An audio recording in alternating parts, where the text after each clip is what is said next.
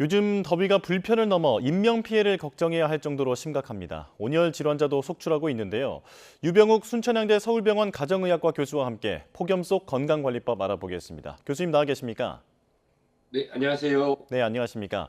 원래 오늘 스튜디오로 모시려고 했는데 새벽부터 더위 환자가 몰려서 자리를 비우실 수 없는 걸로 알고 있습니다. 그만큼 온열 맞습니다. 질환자가 지금도 속출하고 잠시 있다는 말인데요. 환자분들께 네, 양해를 구하고 현장에서 지금 환자들이 이제 어떤 증상을 호소하고 있습니까?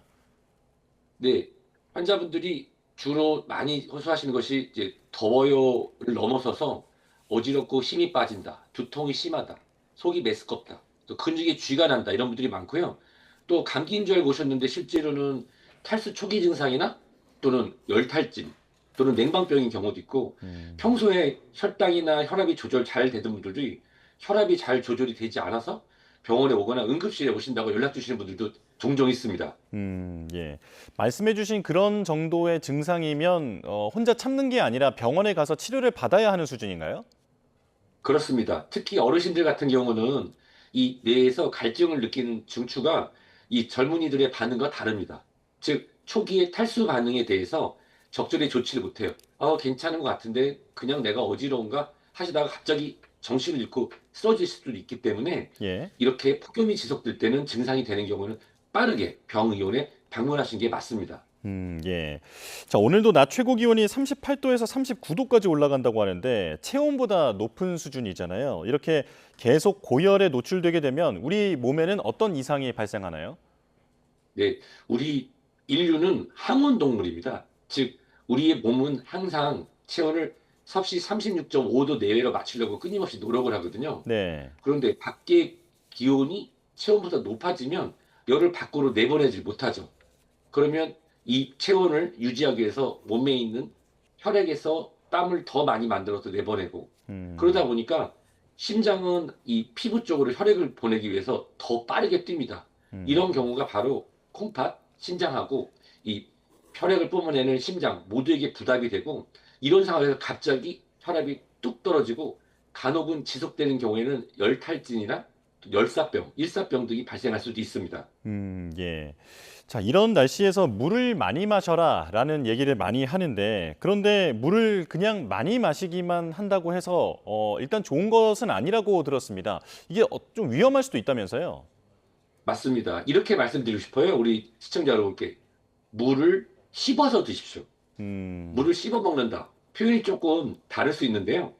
물을 갈증이 난다 그래서 짧은 시간 안에 너무 빠르게 많이 드시는 경우에는 우리 피 혈액이 묽어지면서 저나트륨 혈증이 발생할 수 있습니다. 예. 저나트륨 혈증이 발생하면 호흡이 떨어지고 콩팥의 기능이 악화될 수 있거든요. 따라서 물을 많이 마시라는 메시지가 아니라 물을 꾸준히 조금씩 본인의 만성 질환에 맞춰서 드시라는 그런 메시지를 이해하시면 좋겠습니다. 음.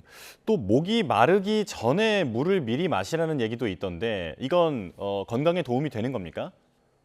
그럼요. 우리 몸은 이미 갈증에 대한 그런 신호를 보내는데요. 갈증에 대한 신호를 우리 어린이들 같은 경우는 적절히 표현을 못하니까 음. 못할 거고, 어르신들 같은 경우는 이 피부가 좀 두꺼워져서 땀 배출도 안 되고, 잠시 전에 말씀드렸던 이 뇌에 있는 체온저돌 중추가 적절히 반응하지 못하기 때문에 갈증을 잘 느끼지 못합니다. 따라서 요즘처럼 폭염이 지속될 때는 우리가 물병을 하나 갖고 다니면서 외출하기 전에 한 모금, 외출 중에도 30분에서 40분에 한 모금, 그리고 귀가 후에 한 모금, 이렇게 꾸준히 마치 물을 씹어 드시는 것처럼 드실 거를 권장드리고 싶습니다. 갈증이 나지 음. 않더라도요. 예. 이게 더워서 입맛을 잃다 보니 식사 대신에 간식으로 끼니를 때우시는 분들도 많고 그리고 아이스크림이나 과당이 많이 들어있는 음료를 많이 마시게 되는 것 같거든요. 건강에는 어떤 영향이 있을까요? 사실 이 보통 분들도 혈액이 끈적끈적해지고 탈수가 되다 보면 혈당이 올라갈 수가 있거든요. 근데 음. 혈당이 올라가는데 과일 또는 아이스크림 등을 주로 드시는 거는 실제로 더 우리의 인슐린 저항성, 우리가 혈당 스파이크라고 하죠. 올랐다 떨어지니 발생하면서 피로감을 더 느낄 수가 있습니다.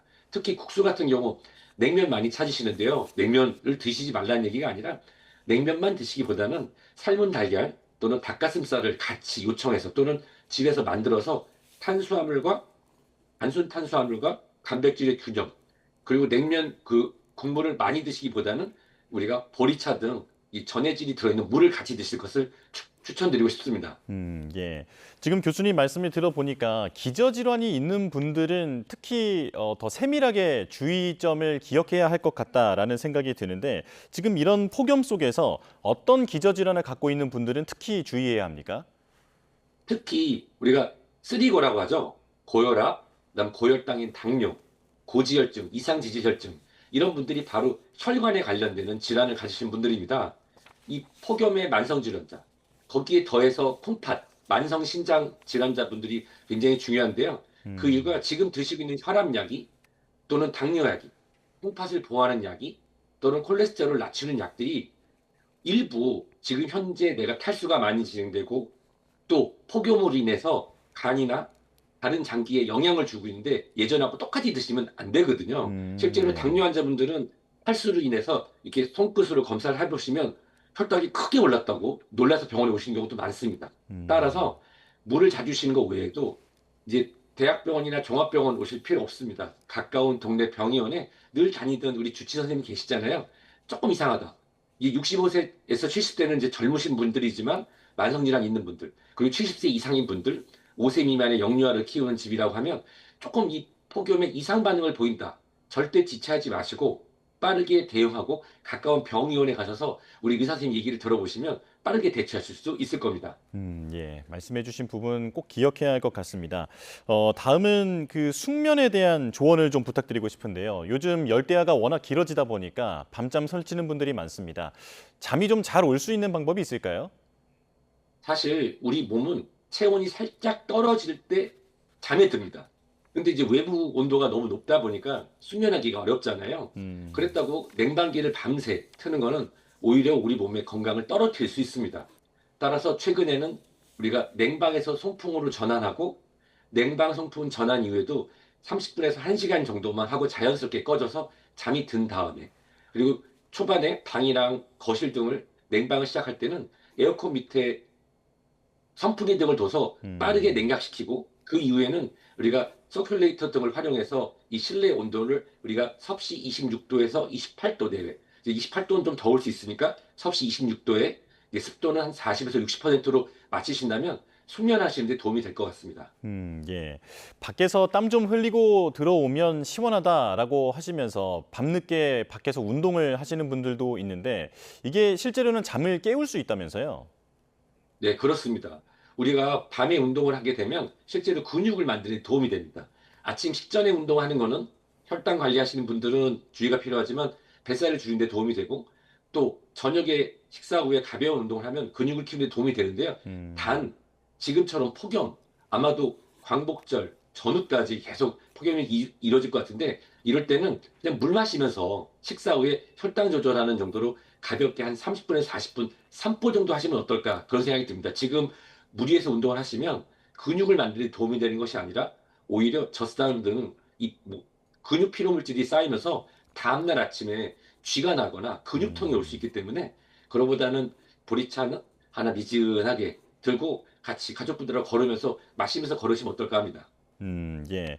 또 덥다 보니까 찬물로 샤워를 하게 되는데 찬물로 샤워를 하고 나면 오히려 또 체온이 오른다라는 얘기를 들었습니다. 이게 사실입니까?